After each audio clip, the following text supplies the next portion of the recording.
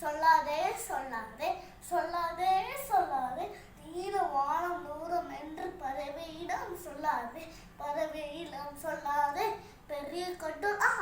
கருதி அடர்ந்த கால் இருந்து கருதியிடம் சொல்லாதே கருதியிடம் சொல்லாதே பெரிய கட்டால் ஆழம் என்று மீன்களிடம் சொல்லாதே மீன்களிடம் சொல்லாதே கப்பல் என்று கடினம் என்று எங்களிடம் சொல்லாதே எங்களிடம் சொல்லாதே. இது 2வது பாட்டு. பட்டம் பறக்குது